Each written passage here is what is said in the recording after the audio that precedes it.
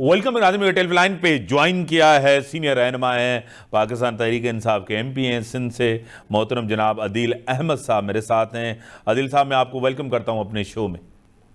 बहुत शुक्रिया जी, thank you very much. Sir जी, एक आईनी बहरान है मुल्क के अंदर इलेक्शन के हवाले से। केपी के पंजाब इलेक्शन कल फैसला होने जा रहा है, क्या कहेंगे कि इस फैसले के बाद सारी एक पॉलिटिकल जो क्राइसिस है वो ख़त्म हो जाएगा? फैसला जो भी आएगा दोनों यानी कि जो गवर्नमेंट है वो भी तस्लीम करेगी, आप भी तस्लीम करेंगे जो फैसला होगा? बिस्मिल्लाहिर्रहमानिर्रहीम, बहुत शुक्रिया जी, आपने अपने तरफ दिया।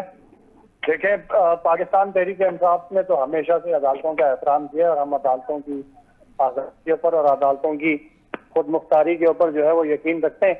आपने देखा होगा कि 2014 में धरना दिया हमने, उसके बाद जो जुडिशल कमीशन बना और अदालत ने जो फाइंडिंग्स दी, ऑल्दो हमें उन फाइंडिंग्स के ऊपर रिजर्वेशन थी, बट हमने खुले दिल के साथ अदालत का फैसला तस्लीम किया। इसी तरीके से 9 अप्रैल को जो अदालतों ने पार्लियामेंट के अंदर जो है वो मुदाखलत की और जो जिसे आईनी तौर पर पार्लियामेंट को जो है वो इस्तेहकाक हासिल है, स्पीकर की रूलिंग जो है वो कहीं चैलेंज नहीं हो सकती और पार्लियामेंट की प्रोसीडिंग्स कहीं किसी अदालती फोरम पर चैलेंज नहीं हो सकती। उसके बावजूद स्पीकर के फैसले को ओवरटर्न किया गया अदालतों की तरफ से। तहरीक इंसाफ ने खुशदिली के साथ कबूल किया और कभी भी अदालतों के ऊपर तनकीद नहीं की। और इसी तरीके से और भी बहुत मिसालें हैं, लेकिन सही ये जो कल का जो फैसला होने जा रहा है ये पाकिस्तान की में इंतहाई अहम फैसला होगा और इसमें फैसला ये होना है कि पाकिस्तान में रहेगा या आइन टूट जाएगा। यानी पाकिस्तान में आइन के मुताबिक जो है वो ये मुल्क चलेगा या आइन को बिल्कुल एक तरफ रख के साइड पर रखकर आइन को पांव तले रोंद कर और फैसले जो है वो नजरिया जरूरत या किसी और के मंशा के मुताबिक जो है वो होंगे या किसी की मर्जी या किसी की ख्वाहिशात के मुताबिक ये मुल्क चलेगा। तो मेरे ख्याल से ये फैसला होने कल जा रहा है। अदालतों का हम एहतराम करते हैं, अदालत का फैसला कबूल करेंगे जो भी होगा। सर, एक तरफ तो ये, दूसरी तरफ गवर्नमेंट ये कह रही है, जिस तरह मरियम नवाज साहिबा तनकीद कर रहे हैं खान साहब के ऊपर, तहरीक इंसाफ के ऊपर, के इस मुल्क के अंदर डबल स्टैंडर्ड है कानून के, और खान साहब जो है ना जजों के कंधों पे बैठकर वो वापस आना चाहते हैं इक़्तिदार में, अब वो कंधे उनको मुयस्सर नहीं होंगे, क्या कहेंगे?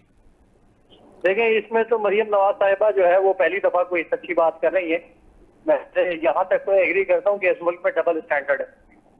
इस मुल्क में डबल स्टैंडर्ड है कि नवाज शरीफ को तो 50 रुपए के स्टैम्प पेपर के ऊपर जमानत भी मिल जाती है और मुल्क से बाहर भी फरार करवा दिया जाता है। शहबाज शरीफ साहब को जो है वो मुस्तकिल तौर पर इस्तिस्ना मिल जाता है हाजिरी से अदालत में और घर बैठे जमानत मिल जाती है। हमजा शहबाज को जो है वो छुट्टी के दिन, इतवार के दिन अदालत खुलकर रहा, घर पे बैठकर जो है इनको जमानत मिल जाती है।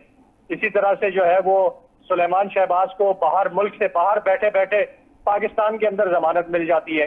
इसी तरीके से जो आपके पीपल्स पार्टी के एमएनए जिन्होंने मलीर के अंदर कत्ल किया और कत्ल में उनका नाम आया, मुलविस रहे, उन पे एफआईआर हुई, दुबई में बैठे बैठे उनको जमानत मिल जाती है, वो पाकिस्तान में आके वोट डाल के वापस चले जाते हैं। इसी तरीके से जो है वो बेतहाशा फेवर जो है वो शरीफ खानदान को और जरदारी खानदान को मिल जाते हैं और इमरान खान साहब को जो है वो जख्मी होने के बावजूद, उनको जान के खतरात होने के बावजूद, उन पे कातिलाना हमला हुआ जिसमें वो अल्लाह ने उनको महफूज रखा, वो जख्मी हुए, उसके बावजूद जो है वो अदालतें उसको इस्तिस्ना नहीं देती और उन्हें अदालतों में जगह जगह जो है वो घुमाया जा रहा है। इमरान खान साहब पर जिसने कातिलाना हमला किया उन साहब को वीडियो लिंक के ऊपर जो है वो हाजिरी की इजाजत मिल रही है। यानी जो कातिल है वो वीडियो लिंक के जरिए अदालत में जो है वो पेश हो रहा है, उसको अदालत में जाना नहीं पड़ रहा। और जिस पर कातिलाना हमला हुआ, जो उस हमले के अंदर शदीद जख्मी हुए, जिनकी टांग टूटी, जो अभी पूरी तरह रिकवर नहीं हुए, वो जो है उनको अदालतों में पेश होना पड़ रहा है, उनको जाना पड़ रहा है, उनकी जान को खतरा है लेकिन फिर भी वो जाना पड़ रहा है। बाकी मरियम नवाज साहिबा जो फरमा रही है वो पूरा का पूरा पीडीएम का और इस मुल्क के मुक्तदर हकों का जो प्लान है वो उन्होंने आगे जलसे में बता दिया कि जो इनका प्लान है कि पहले इमरान खान साहब को नाअहल करवाओ, फिर नवाज शरीफ साहब की जो है वो उनके ऊपर जो उन्होंने जो रसीदें पेश नहीं की, अदालत से नाअहल हुए, उनकी नाअहली को खत्म करवाओ, उसके बाद इलेक्शन करवाओ और नून लीग को जो है वो जितवा के हुकूमत में ले आओ। तो ये ख्वाहिशात, ये प्लान उन्होंने आके जलसे में बता दी।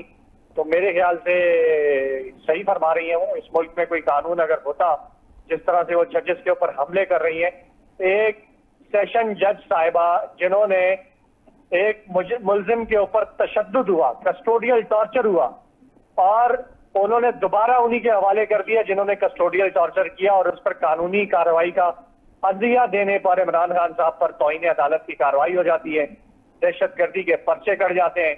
लेकिन एक मुजरिमा जो कि जमानत के ऊपर रहा है, जो अदालत से सजा याफ्ता मुजरिमा है, वो अदालतों पर, अदालत के जजेस पर, सुप्रीम कोर्ट के जजेस के ऊपर खुल्लम खुल्ला हमले कर रही हैं, उनकी तस्दीक कर रही हैं, उनको धमकियां दे रही हैं, पूरे अदालती निजाम को चैलेंज कर रही हैं। लेकिन उनके ऊपर तौहीन अदालत तो दूर की बात, किसी जज की जो है वो, या किसी रियासती इदारे की कोई जो है वो कोई कान पे जू नहीं रेंगती, कोई उनको इससे कोई तकलीफ नहीं पेश आती। यानी तौहीन अदालत जो है वो सिर्फ और सिर्फ इस मुल्क में इमरान खान साहब के लिए है, मिडिल क्लास लोगों के लिए, उनको नंगा करके मारो, पकड़ो, जेलों में डालो।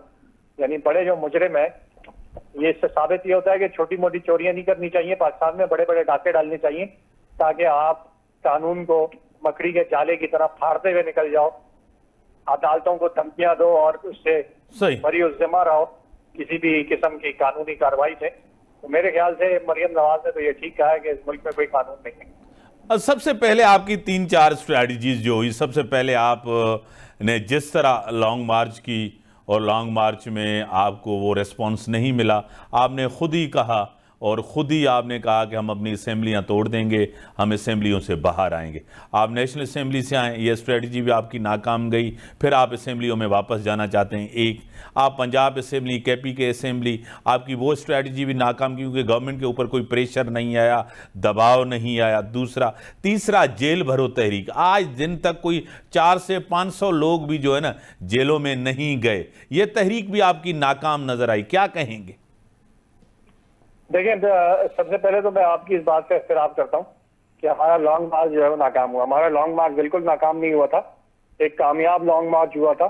लाखों की तादाद में लोग जो है वो इस्लामाबाद के थे, और खून खराबे की खदशे की वजह से, और चूंकि सामने इस मुल्क की फौज जो है आवाम के आमने सामने आ गई थी, रेंजर्स और फौज को जो है वो तैनात कर दिया गया था, और प्लान ये था कि आवाम के ऊपर जो है वो जिस तरह से 25 मई पे तशद्दुद किया, जिस तरह से इन्होंने जो है वो घरों में घुस के लोगों की चादर चारदीवारी जो है उसको पामाल किया, जिस तरह से इन्होंने लोगों को उठा के जेलों में डाला, जिस तरह से इन्होंने हमारे कारकुनों को शहीद किया, और जो मुल्क में फस्तायत और फाशिज्म की इन्होंने इंतहा की, तो उसके बावजूद जो है वो लोग उस लॉन्ग मार्च में पहुंचे। और जब फौज आमने सामने आई तो फिर इमरान खान साहब ने उस लॉन्ग मार्च को जो है वो मुलतवी किया और उसको पोस्टपोन किया। और ये इस मुल्क में सबसे बड़ी मिसाल है कि पाकिस्तान तहरीक इंसाफ के चेयरमैन इमरान खान साहब इस मुल्क में एक आईनी जद्दोजहद करने पर यकीन रखते हैं, एक कॉन्स्टिट्यूशनल स्ट्रगल कर रहे हो।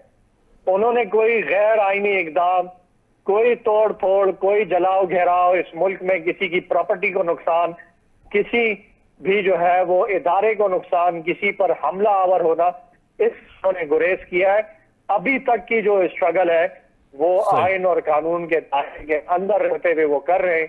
अगर उस दिन वो लॉन्ग मार्च को मुलतवी ना किया जाता, खून खराबे का खदशा था, फौज और अवाम ने आमने सामने आना था, और इस मुल्क में जो है वो बड़े पैमाने पर खून रेजी होनी थी, जिससे इज्तनाब किया गया। और इमरान खान साहब ने उस खतरे को उसको जो है वो भांपते हुए उन्होंने अक्लमंदी का मुजाहरा किया और एक आईनी और कॉन्स्टिट्यूशनल एम्बिट के अंदर रहते हुए एक स्ट्रगल को जो है उन्होंने तरजीह दी।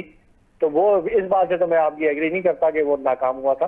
फिर उसके बाद आपने जो दूसरी बात की कि हमने असेंबलीज जो है वो डिसॉल्व की, मेरे ख्याल से कामयाब तरीन स्ट्रैटेजी है।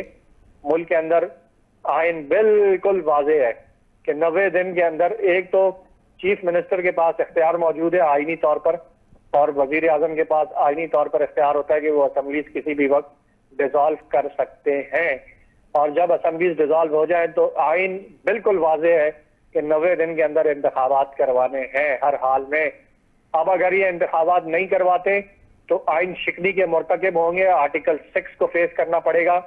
और जो हमारा मकसद था जल्द इंतखाबात हासिल करने का, वो हम समझते हैं कि ये दबाव डालकर वो हम हासिल कर सकते हैं, क्योंकि मुल्क इस वक्त फ्रेश इंतखाबात, नए इंतखाबात को जो है वो मुल्क की जरूरत है।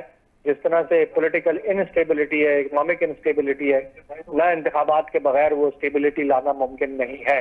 तीसरी जो आपने जेल भरो की बात की, ये हमने अभी फिलहाल मास अरेस्ट जो है वो खुद जो है वो स्ट्रेटेजी हमने नहीं बनाई। हम फिलहाल थोड़ा करके जो है वो अरेस्ट लोगों की करवा रहे हैं, और अभी तक जो है वो 300 से 400 तक के, मेरे ख्याल से, मुझे एग्जैक्टली फिगर याद नहीं है, सही, बट हमारे कारकुनों और लीडरों ने गिरफ्तारियां दी हैं। और अगर तो मुल्क में जो है वो इंतखाबात का ऐलान नहीं होता और ये हुकूमत मजीद फसाइयत पे उतरती है, तो इंशाअल्लाह फिर ये जो जेल भरो तहरीक है, इसका जो सेकंड फेज होगा वो फिर मास अरेस्ट का होगा, और वो आप देखेंगे कि इंशाअल्लाह किस तरह हजारों बड़ी मेहरबानी, लोग जो है वो गिरफ्तारियां। बड़ी मेहरबानी आदिल अहमद साहब, आपका पॉइंट ऑफ है। नाज़रीन, ब्रेक जो टाइम था ब्रेक